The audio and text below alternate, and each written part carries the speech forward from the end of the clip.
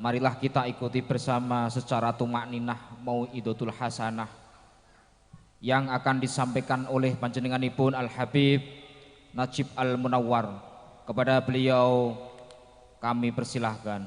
Allahumma sholli ala sayyidina Muhammad.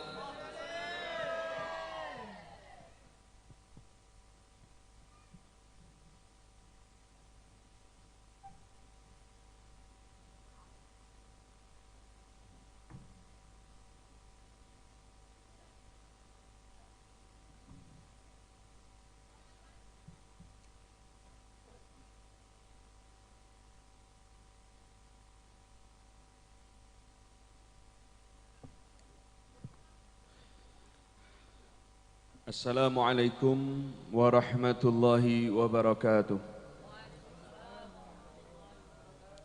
Bismillahirrahmanirrahim. Bismillahi walhamdulillah. Innal hamdalillah nahmaduhu wa nasta'inuhu wa nastahdihi wa nastarshiduh wa na'udzu billahi min syururi anfusina wa min sayyiati a'malina. Man yahdillah fala mudilla lah wa man yudlil fala hadiya lah.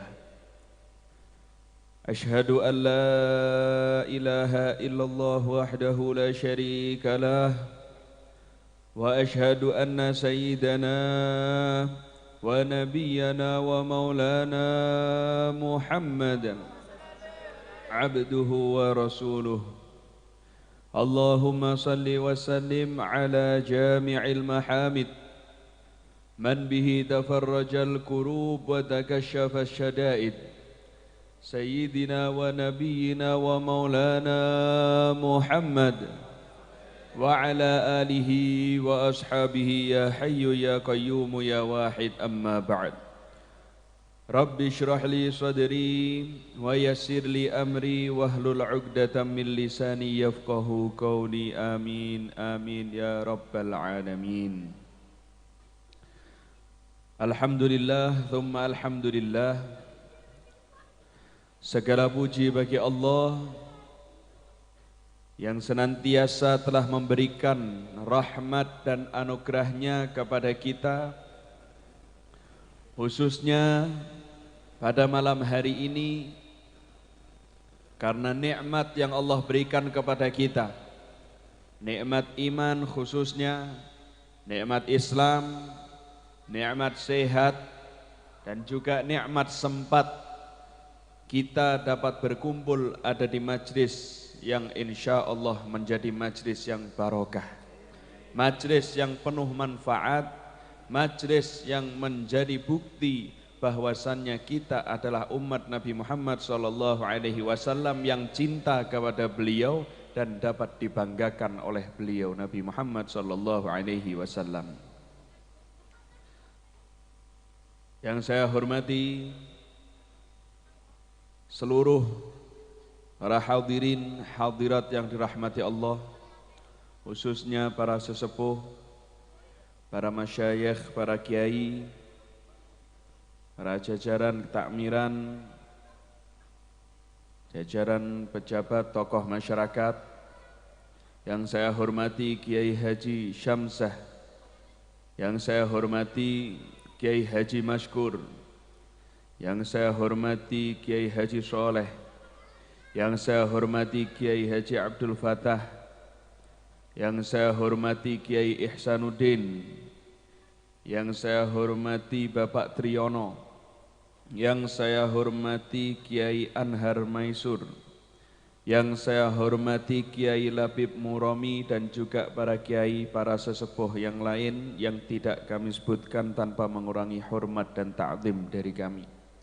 Kita doakan bersama-sama khususnya untuk para guru-guru kita dan juga untuk kita semua, masyarakat Sumber dan sekitarnya. Mudah-mudahan Allah Subhanahu wa taala berikan panjang umur dalam keadaan sehat wal afiat ala taatillah. Amin amin ya rabbal alamin. Hadirin hadirat yang dirahmati Allah, sudah sepantasnya bagi kita untuk selalu memuji Allah Subhanahu wa taala. Karena Allah Subhanahu wa ta'ala senantiasa selalu memberikan banyak nikmat kepada kita, yang mana nikmat-nikmat tersebut tidak mampu untuk kita hitung satu persatu. Di setiap hembusan nafas kita, di setiap gerakan tubuh kita, di setiap kedipan mata kita, itu merupakan rahmat dari Allah Subhanahu wa ta'ala. Itu merupakan nikmat dari Allah Subhanahu wa ta'ala yang sudah sepantasnya untuk kita syukuri.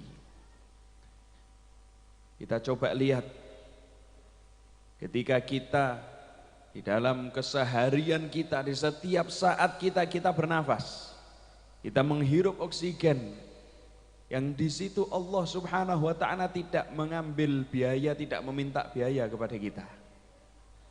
Coba kalau kita itu menghirup nafas, menghirup oksigen itu dari rumah sakit, berapa dalam satu hari oksigen atau biaya daripada oksigen yang kita habiskan? Ketika kita berurusan dengan Allah Subhanahu wa ta'ala, kita harus tahu, kita bersyukur sama Allah terhadap apa yang telah Allah berikan kepada kita, nikmat-nikmat yang Allah berikan kepada kita, dengan cara kita bersyukur dengan lisan, yaitu kita ucapkan alhamdulillah.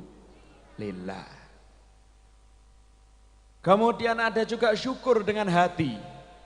Kita bersyukur dengan hati adalah dengan kita mengakui bahwasanya apa yang ada pada diri kita, yang kita miliki, semua yang ada pada kita itu adalah milik Allah dan akan kembali kepada Allah Subhanahu wa ta'ala.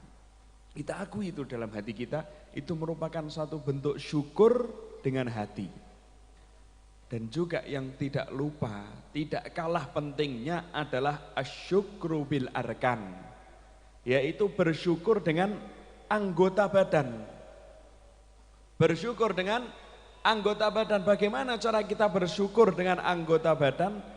Cara kita bersyukur dengan anggota badan adalah kita gunakan apa yang telah Allah berikan kepada kita sebagai sarana yang memudahkan kita beribadah kepada Allah Subhanahu wa ta'ala. Alhamdulillah, pada malam hari ini semua daripada kita, khususnya yang hadir, baik yang hadir di majelis maupun yang mengikuti melalui media atau virtual, ini merupakan satu bentuk rasa syukur kita. Dari mana anggota tubuh kita seluruhnya sekarang ini sedang bersyukur kepada Allah. Kaki kita langkahkan untuk menuju majelis khair. Lisan kita tadi kita gunakan untuk zikir kepada Allah. Mata kita gunakan untuk melihat orang-orang yang soleh yang ada di hadapan kita. Untuk melihat hal-hal yang baik, kita jaga daripada maksiat kepada Allah. Tangan kita gunakan untuk membantu orang lain. Telinga kita gunakan untuk mendengarkan sholawat, mendengarkan zikir. Ini merupakan satu bentuk rasa syukur kita kepada Allah Subhanahu wa ta'ala. Nah, jadi hadir majelis seperti ini, kalau ada yang nanya buat apa hadir majelis, jawab aja, ini merupakan rasa bentuk syukurku kepada Allah Subhanahu wa ta'ala. Kalau ada orang yang mengatakan majelis-majelis seperti ini itu bid'ah atau yang lain, berarti dia tidak bersyukur dengan Allah. Dia tidak bersyukur kepada Allah Subhanahu wa ta'ala. Nah, maka dari itu kita juga harus sadar, ketika kita mengerjakan perbuatan yang diridhoi oleh Allah Subhanahu wa ta'ala, di situ Allah akan menambahkan daripada nikmat-nikmatnya. Kita syukur sama Allah. La in syakartum la azidannakum. Kalau kalian bersyukur, kita ini sedang bersyukur nih, la azidannakum, maka Allah akan tambahkan nikmat-nikmatnya. Amin ya rabbal alamin.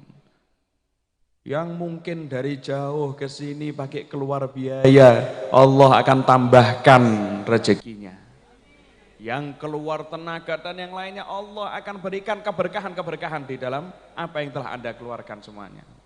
Yang membantu dari segi, misal dari segi uang ataupun dana yang lain sebagai donatur, jangan khawatir.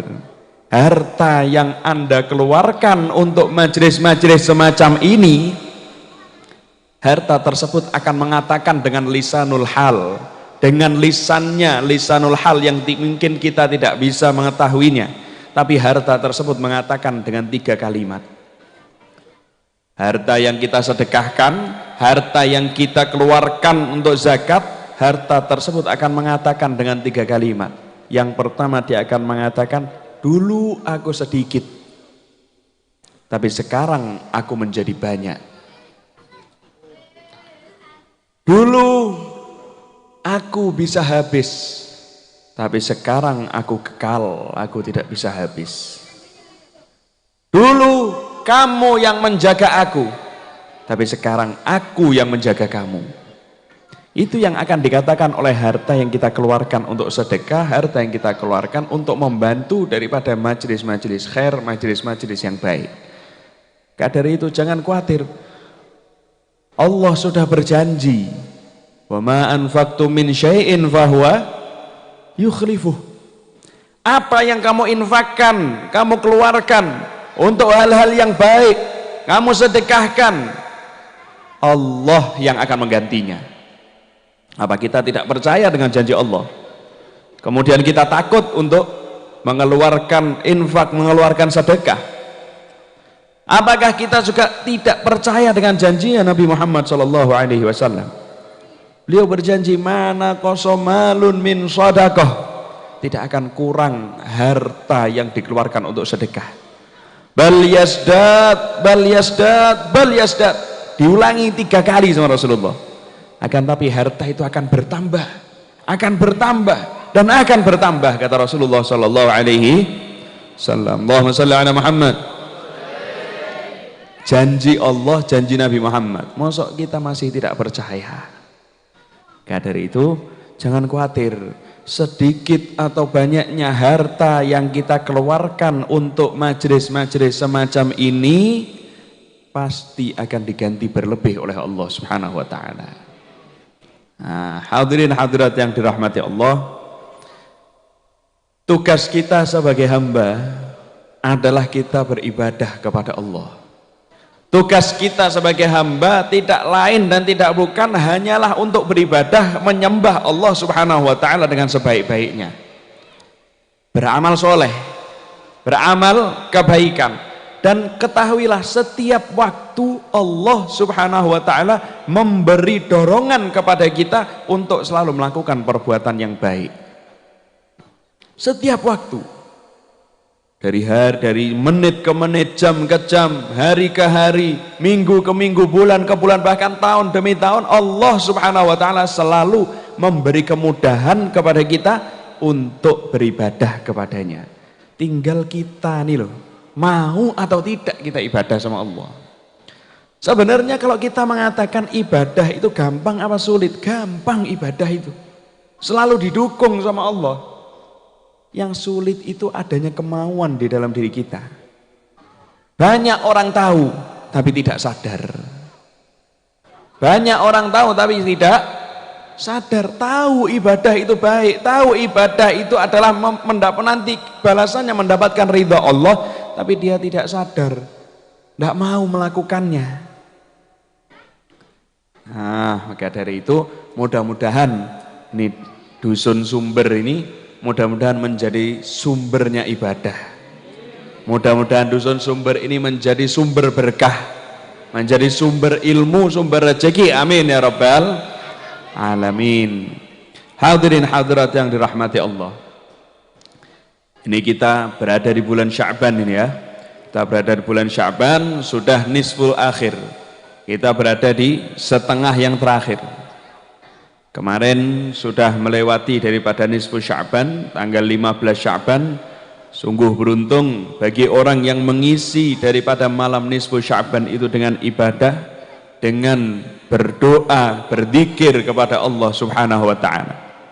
Karena di malam itu adalah malam yang istimewa, yang termasuk dikatakan malam nisfu Sya'ban adalah satu malam daripada 5 malam yang doa-doanya tidak akan ditolak oleh Allah Subhanahu wa taala. Mudah-mudahan apa yang kita minta di malam nisfu Sya'ban kemarin Allah Subhanahu wa taala segera ijabahi. Allah Subhanahu wa taala segera kabulkan apa yang menjadi hajat-hajat kita. Amin ya rabbal alamin. Hadirin hadirat yang dirahmati Allah, tidak lupa juga kita banyak mengingatkan dari majelis-majelis ini, bulan Sya'ban ini adalah bulannya Rasulullah sallallahu alaihi wasallam. Bulan Sya'ban adalah bulannya Nabi Muhammad sallallahu alaihi wasallam. Beliau sendiri mengatakan, Sya'ban syahri. Sya'ban adalah bulanku. Sya'ban adalah bulanku, kata Rasulullah. Dan Sya'ban adalah bulannya sholawat kepada Nabi Muhammad sallallahu alaihi wasallam. Kok bisa? Kenapa kok dikatakan bulannya sholawat? Bukannya Rabiul Awal? Rabiul Awal bulan kelahirannya Nabi Muhammad sallallahu alaihi wasallam. Sya'ban dikatakan sebagai bulannya sholawat adalah karena ayat perintah Allah yang menjelaskan tentang sholawat kepada Nabi Muhammad yang insya Allah seluruh daripada kita yang hadir apal. Innallaha wa malaikatahu yusalluna ala nabi ya ayyuhalladzina amanu sallu alaihi wa sallimu taslima. Allah dan para malaikatnya bersolawat kepada Nabi Muhammad. Wahai orang-orang yang beriman, bersolawatlah kamu kepada Nabi Muhammad sallallahu alaihi wasallam. Ayat perintah solawat ini diturunkan sama Allah adalah di bulan Sya'ban. Maka dari itu dikatakan bulan Sya'ban adalah bulannya solawat kepada Nabi Muhammad sallallahu alaihi wasallam. Nah, ini kesempatan bagi kita, kesempatan bagi umatnya Nabi Muhammad sallallahu alaihi wasallam. Kita sebagai umat beliau ngaku cinta sama Nabi Muhammad. Cinta sama Nabi Muhammad. Cinta nggih? Buktikan cinta kita kepada Nabi Muhammad sallallahu alaihi wasallam. Di bulan Sya'ban ini merupakan bulan pembuktian cinta kita kepada beliau. Karena mau tidak mau diakui atau tidak, yang namanya cinta itu bukan hanya di kata, tapi cinta itu butuh fakta. Tidak bisa orang cuma ngomong aku cinta, aku cinta, aku cinta, tapi tidak ada pembuktian, bohong. Ngomong cinta sama Nabi Muhammad, sunnahnya tidak dijalankan. Ngomong cinta sama Nabi Muhammad, lisannya nggak pernah sholawat. Ada majelis sholawat malah pergi dia, nggak mau hadir. Cinta dari mana? Cinta palsu ini. Maka dari itu ada, kalau tidak salah Al-Imam Malik bin Dinar, beliau mengatakan, idza ahabba syai'an aktsara min dzikrih. Apabila seseorang itu cinta kepada sesuatu, maka dia akan banyak menyebutnya. Kita bisa lihat dari makalah ini tadi, kita bisa lihat orang-orang yang kita kumpuli, orang-orang yang ada di sekitar kita, apa yang menjadi suatu hal yang paling dia cintai, kita bisa tahu. Dari mana kita tahu? Lewat omongannya. Kira-kira apa yang paling banyak disebut sama orang itu? Ternyata teman kita yang paling banyak disebut sama dia, ternyata tentang perkembangan politik. Oh, berarti ini cintanya sama politik. Ternyata teman kita yang banyak diomongkan sama dia itu tentang kabar-kabar Instagram. Oh, cintanya sama Instagram. Anak muda yang banyak dibicarakan sama mereka ternyata tentang FF, tentang game. yang banyak diucapkan sama mereka tentang game. Oh, berarti saat ini yang dicintai sama mereka itu adalah game. Tapi kalau ada seseorang teman kita yang banyak diucapkan sama mereka itu adalah Nabi Muhammad, hadis, sholawat, maulid, zikir. Oh, ternyata orang ini adalah cintanya sama Nabi Muhammad, cintanya sama Allah Subhanahu wa ta'ala. Kita bisa tahu orang yang kumpul sama kita, yang kita hadapi, kita bisa tahu siapa yang paling dia cintai adalah dengan kita lihat apa yang paling banyak dia sebut. Nah, maka dari itu ayo buktikan. Kita sebagai umat beliau, kita sebagai umatnya Nabi Muhammad, kita ngaku cinta sama Nabi Muhammad, buktikan. Dengan apa? Dengan kita perbanyak sholawat kepada Nabi Muhammad sallallahu alaihi wasallam. Allahumma shalli ala Muhammad. Pernah ada satu kisah, seorang pendeta yang dia itu rindu kepada Nabi Muhammad sallallahu alaihi wasallam. Dulu pada zaman Nabi Muhammad sallallahu alaihi wasallam ada seorang pendeta di daerah Syam. Daerah Syam itu jauh dari Madinah. Ada seorang pendeta daerah Syam yang mana dia itu sangat ditokohkan sama penduduknya. Sangat ditokohkan sama penduduknya. Bahkan dia itu memiliki majelis rutin, memiliki majelis kerohanian yang rutin dia lakukan setiap hari Sabtu. Dan di setiap hari Sabtu dia mengisi kajian itu yang hadir bukan hanya ribuan, puluhan ribu pada saat itu. Mungkin kita bayangkan, wong dhisik ora ana speaker terus puluhan ribu iki krungune sekondi, wallahu a'lam. Puluhan ribu yang hadir. Ketika dia mau mengisi kajian rohani tersebut, dia murojaah terlebih dahulu. Belajar materi yang akan diajarkan itu dia pelajari terlebih dahulu. Nah, ini kita bisa lihat keluar dari pembahasan ini, sak pinter-pinternya orang, ketika dia mau mengisi kajian, mengisi pelajaran, dia perlu untuk murojaah terlebih dahulu. Penting itu, sangat penting untuk murojaah itu. Walaupun misalkan tidak murojaah dia bisa-bisa aja, tapi sangat penting untuk dia murojaah mengulang-ulang terlebih dahulu. Bahkan di Mesir itu ada seorang ulama yang bahkan dia itu dijuluki Imam Syafi'i zaman ini. Barusan meninggal beberapa tahun yang lalu, Syekh Muhammad Ramadan Al-Buti. Barusan meninggal berapa tahun.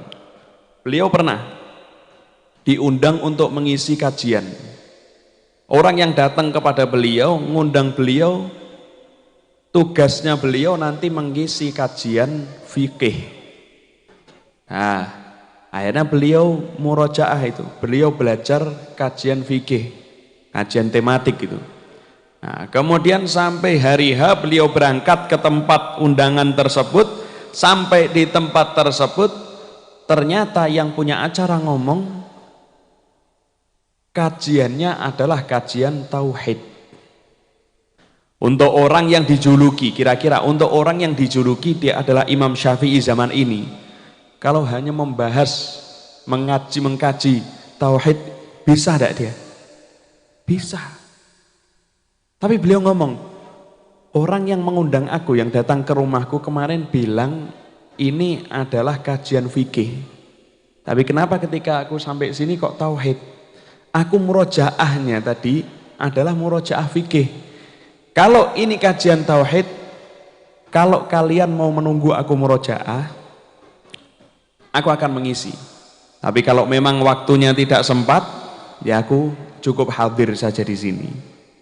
Beliau mengatakan seperti itu. Ini menunjukkan bagaimana pentingnya murojaah, mengulang-ulang pelajaran yang telah kita pelajari. Nah, kembali lagi, ketika si pendeta itu mempelajari kajian yang akan diutarakan oleh dia di hari Sabtu tersebut, dia buka kitab Tauratnya. dia menemukan di dalam kitab Taurat yang dia pelajari ada 8 tempat, di materinya itu ada 8 tempat yang menjelaskan tentang sosok Nabi Muhammad SAW. Karena saat itu penuh kebencian dengan Nabi Muhammad, 8 tempat yang menjelaskan tentang Nabi Muhammad disobek sama pendeta ini.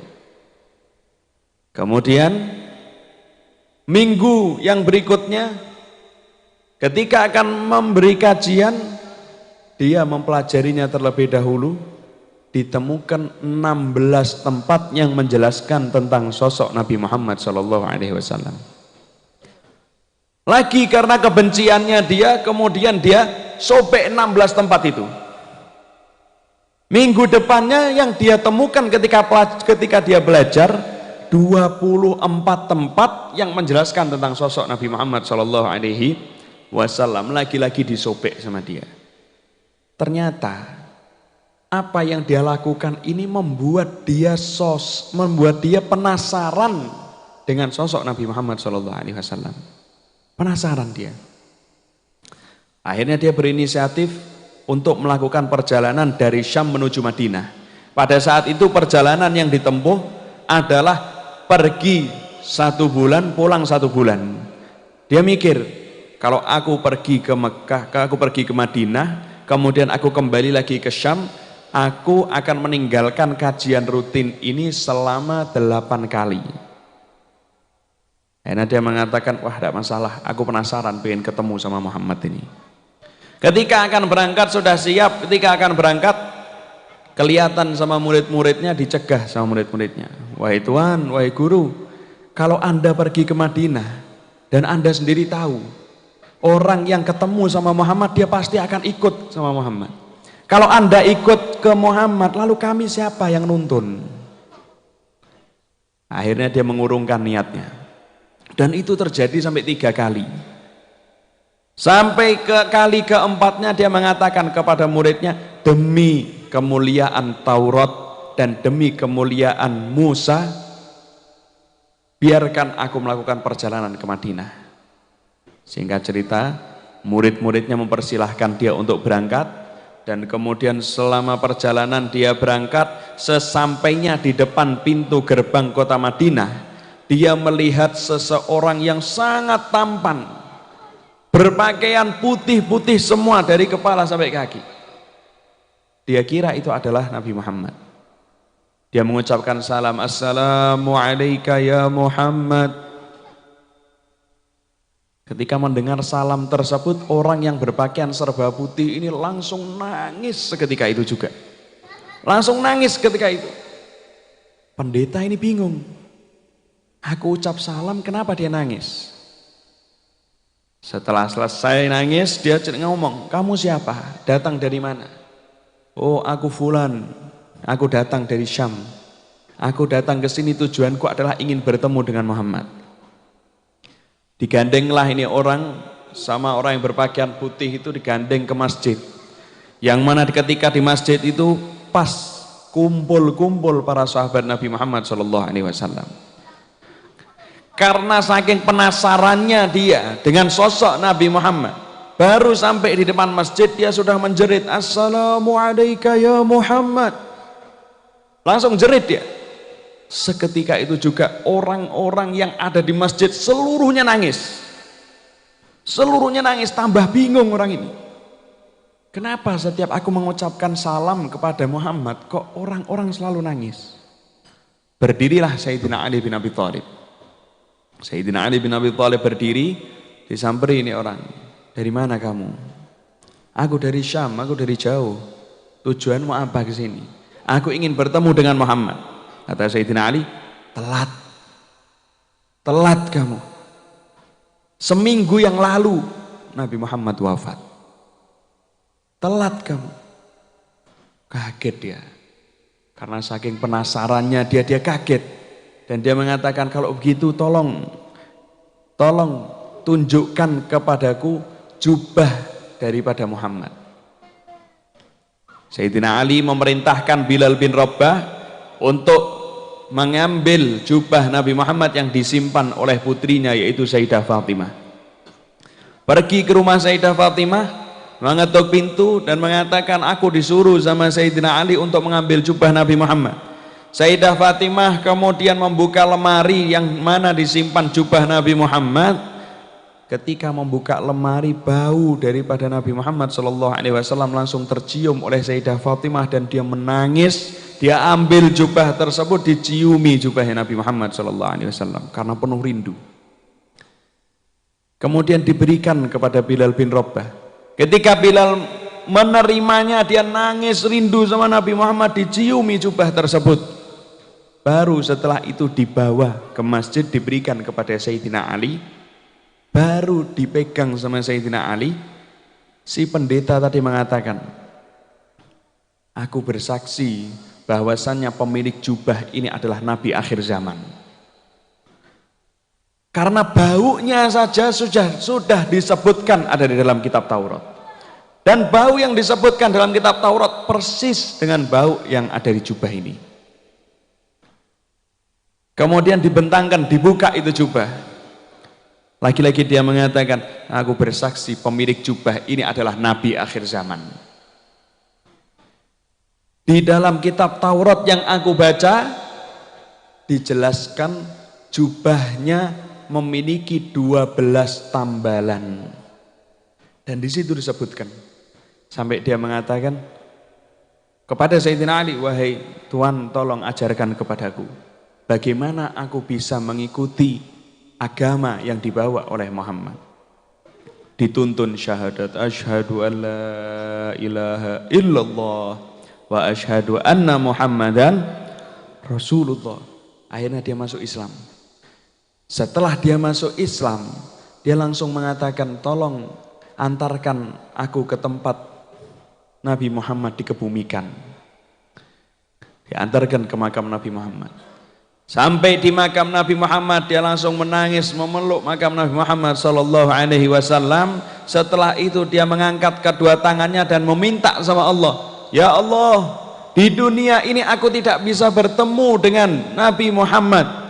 Kalau begitu ya Allah, matikan aku agar aku bisa bertemu dan pertemukanlah aku kepada Nabi Muhammad ada di alam barzakh. Subhanallah. Seketika itu juga, ketika dia menurunkan kedua tangannya, dia mati seketika itu juga, dan akhirnya dia dikuburkan di pemakaman Baqi' yang dekat dengan Nabi Muhammad SAW. Maka dari itu kita harapkan seorang pendeta saja dia rindu sama Nabi Muhammad SAW. Kita sebagai umatnya harusnya kita lebih rindu sama Nabi Muhammad SAW. Malu kita. Kalau pendeta saja rindu, masa kita tidak rindu sama Nabi Muhammad? Pendeta saja bisa cinta sama Nabi Muhammad, masa kita tidak cinta sama Nabi Muhammad SAW? Dan ketahuilah, sholawat yang kita sampaikan kepada Nabi Muhammad pasti sampai kepada beliau. Pasti sampai, tidak mungkin tidak. Dan sebuah syair mengatakan, adimis sholata ala Nabi Muhammadi faqabuluha hatman bighairi taraddudi. A'maluna bainal qabuli wa raddiha illa salata ala Nabi Muhammadi. Istiqomahlah sholawat kepada Nabi Muhammad, karena diterimanya sholawatmu adalah hal yang pasti, yang tidak ada keraguan di dalamnya. Amal-amal kita yang lain itu masih digantung, diterima atau tidaknya kita tidak tahu, kecuali satu yang pasti diterima, yaitu salawat kepada Nabi Muhammad SAW. Allahumma salli ala Muhammad. Orang kalau sholat dalam keadaan riya, tidak diterima sholatnya.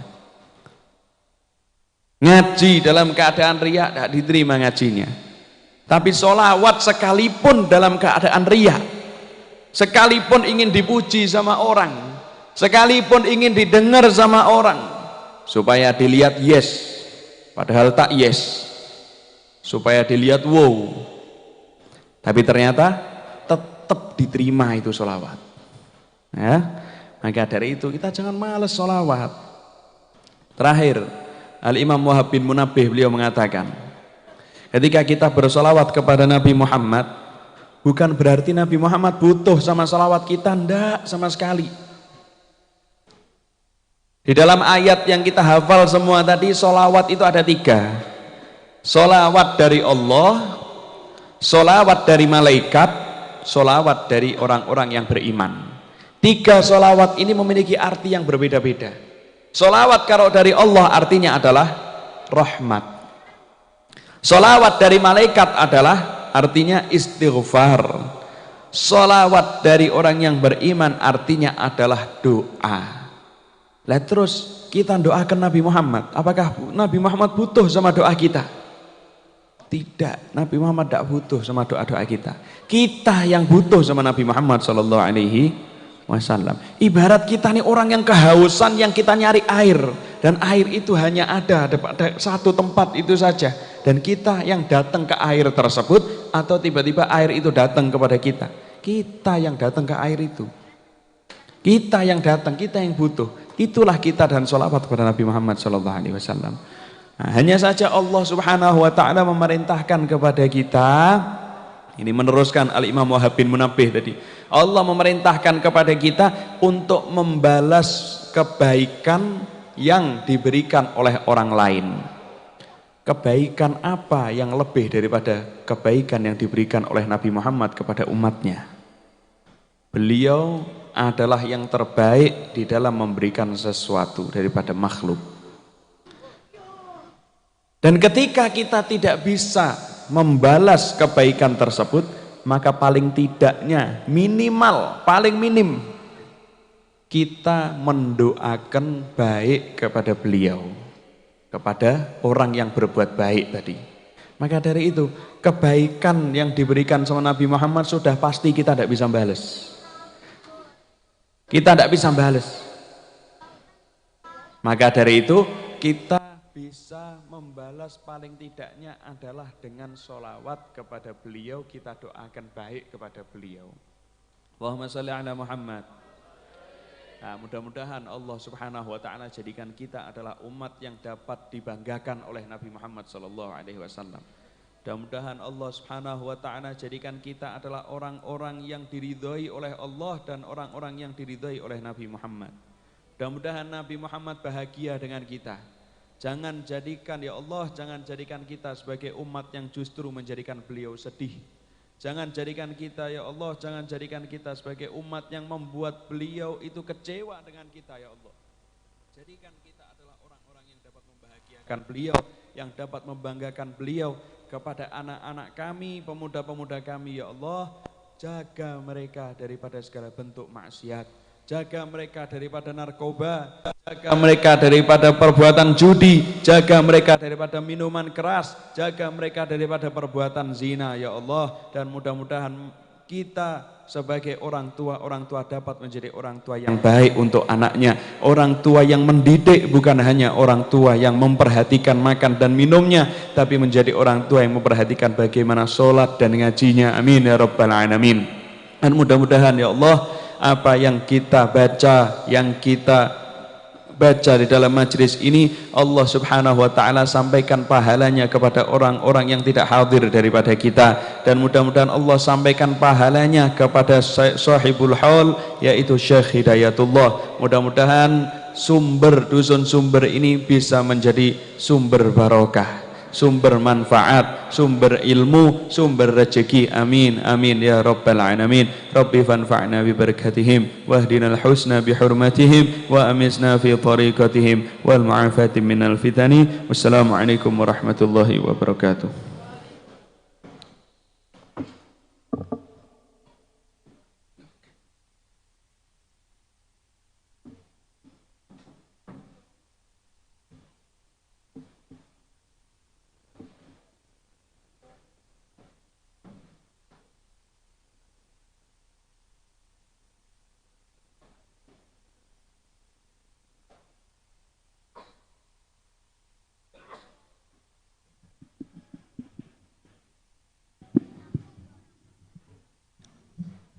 Bismillahirrahmanirrahim. Alhamdulillahirabbil alamin. Allahumma shalli wa sallim wa barik ala sayyidina Muhammadin wa ala alihi wa sahbihi ajmain.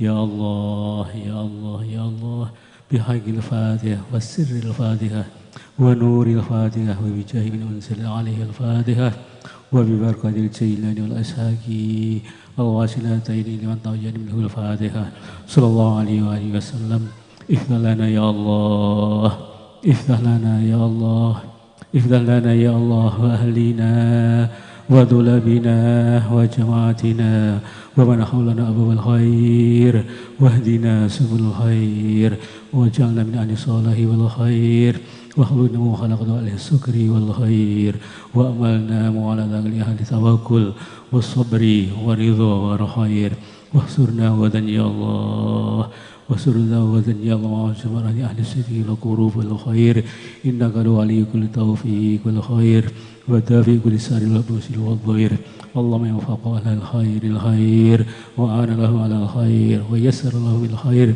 وخاطره له بالخير وفقنا للخير وعينا على الخير ويسر لنا للخير واختم لنا منك يا الله يا الله يا الله بلطفي والعافية والخير إنك على كل شيء قدير وبإجابة دعوات الصالحة جدير وصلى الله على سيدنا محمد النبي الأمي وآله وصحبه وسلم والحمد لله رب العالمين. الفاتحة.